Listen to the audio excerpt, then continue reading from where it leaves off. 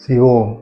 मैं ज्योतिषाचार्य सतीश कुमार मेहता आप सभी का इसके एस्ट्रोलॉजी में स्वागत करता हूँ। आज मैं एक रोचक विषय लेके आया हूँ कि ग्रहों का बलाबल कैसे जाने, कि ग्रहों में कितना बल है, कितना तेज, कितना कार्य करेगा, ग्रहों के बल पर आधारित है। चलो शुरू करते हैं आज का ये वीडियो। कोई भी ग्रह अगर मैंने यहाँ लिखा है, कोई भी अंक नहीं लिखा है मैंने, कोई भी ग्रह इन भावों में हो तो वो हमेशा बलवान होता है। कैसे? यहाँ कोई भी अंक नहीं लिखा है, लेकिन इसको हम पूर्व दिशा मानते हैं। कुंडली के हिसाब से पूर्व ये पश्चिम दिशा है, उत्तर और दक्षिण इस तरह से हम डिवाइड किया है।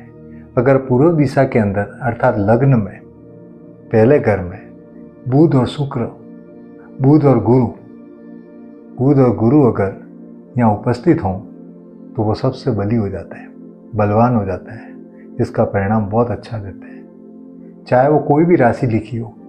लेकिन एक बात का ध्यान रखना है, वह नीच का ना हो, नीच राशि ना हो। बाकी बुध और गुरु अगर इसी घर में आपकी कुंडली में लिखा है तो निश्चिंत आप उन्नति करेंगे। वो ग्रह आपके कुंडली का सबसे बलवान ग्रह होगा, चाहे वो कुंडली किसी की भी हो, किसी भी लग्न की हो। अगर यहाँ है तो वो निश्चित रूप से 100% परिणाम बहुत अच्छा देगा। शर्त ये नीच का ना हो। दूसरा, अगर हम इसी तरह से देखें, चंद्रमा और शुक्र अगर यहाँ चौथे घर में हो तो वो हमेशा परिणाम बहुत अच्छा देंगे। सिर्फ नीच का ना हो, शत्रु राशि का ना हो, तो अगर मित्र राशि का हो तो सर्वश्रेष्ठ, और ऊंच का हो तो कहना ही क्या। चंद्रमा और शुक्र अगर इस घर के अंदर हैं तो बहुत सुख, आनंद, वैभव, बहुत सारी सफलताएं वो देगा जीवन में। चंद्रमा और शुक्र अगर चौथे घर में हो। इसी प्रकार से सातवें घर में, जैसे हम मानते हैं कि पश्चिम दिशा का जो स्वामी है वो शनि है। अगर शनि पश्चिम की दिशा में हो तो वो खुश हो जाता है और प्रसन्न हो जाता है, कि कहता है कि मैं हर तरह की सुविधा उसको दूंगा। तो शनि या सप्तम भाव में हो और किसी भी राशि में हो वो सर्वश्रेष्ठ रहेगा, वह नीच का ना हो। इस बात का ध्यान रखें। इसी तरह से मंगल और सूर्य अगर दशम भाव में है तो सर्वश्रेष्ठ। ये व्यक्ति कर्मठ व्यक्ति है, मान सम्मान प्रतिष्ठा के साथ जीने वाला है और वह कुल का दीपक है, सर्वश्रेष्ठ काम करने वाला होगा, साहसी होगा, हिम्मती होगा, महत्वाकांक्षी होगा। तो मंगल और सूर्य इस घर में आने पर उन्हें बहुत ताकत मिल जाती है। यहाँ आने के बाद में ग्रह सर्वश्रेष्ठ हो जाते हैं। अर्थात हम ये देख रहे हैं कि ग्रह अगर इन घरों में उपस्थित हो, चाहे कुंडली किसी की भी हो, वृषभ की हो, मेष की हो, कहीं भी हो, ये ग्रह इसी भावों में अगर हैं तो वो अत्यधिक बलशाली हो जाएंगे, वो परिणाम पूरा देंगे। अगर नीच क्या है तो खराब परिणाम देगा ज़्यादातर, लेकिन हो जाएंगे वो पावरफुल। अब हम देखते हैं पावरफुल कौन होता है। शनि सबसे निम्न कोटि की पावरफुल है, मंगल इसको हरा देता है। अर्थात शनि से पावरफुल मंगल है। कोई भी अगर दुर्गुण है आपके शनि के, तो मंगल अगर पावरफुल है तो उसके दोषों का शमन करेगा, उसके जो कष्ट हैं वो मंगल दूर करेगा, शनि से पावरफुल होने की वजह से। अगर मंगल भी खराब है, शनि भी खराब है, अगर बुध अच्छा है, इन दोनों का दोषों का निवारण करेगा। बुध पावरफुल होगा तो बुध से भी अगर गुरु पावरफुल है तो गुरु इन सब का दोषों का निवारण करेगा, बुध, मंगल, शनि। अगर मेरी पत्रिका में गुरु अच्छा है तो इन दोषों को खत्म कर देगा, बुध और मंगल और शनि से पावरफुल होगा। इसी तरह से अगर शुक्र है और गुरु है, इन दोनों में अगर ग्रह अच्छे हैं, ये सारे दोष जितने भी हैं वह कमज़ोर हो जाएंगे और ये पावरफुल होगा तो इनके दोषों का शमन करेगा। इसी तरह से चंद्रमा रानी कहा जाता है, अर्थात ग्रहों का सबसे इन सब के दोषों का शमन करता है, सब निवारण करते हैं। और चंद्रमा से भी पावरफुल होता है सूर्य। अगर कुंडली में एक अकेला सूर्य ग्रह बहुत पावरफुल है, इन सभी ग्रहों के जो भी दोष हैं उनके ख़त्म कर देगा सूर्य की वजह से।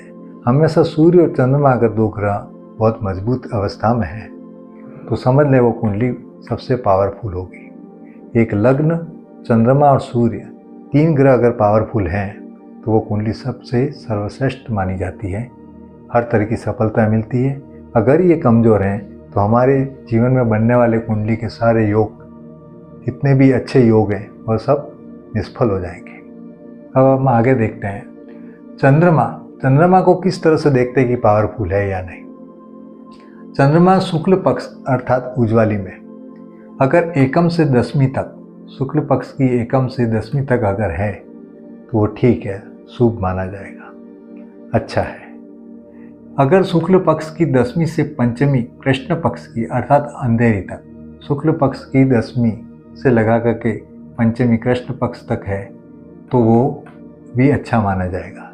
लेकिन सबसे खराब कब माना जाएगा, जब कृष्ण पक्ष पंचमी के बाद से अमावस के बीच में अगर है तो वो पापी माना जाएगा।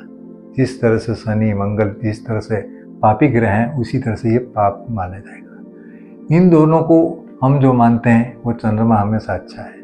हम अपनी कुंडली में देख सकते हैं कि आपके कौन से पक्ष में और कौन सी तिथि के अंदर आपका चंद्रमा है, उसके आधार पर कह सकते हैं कि चंद्रमा शुभ है या अशुभ है।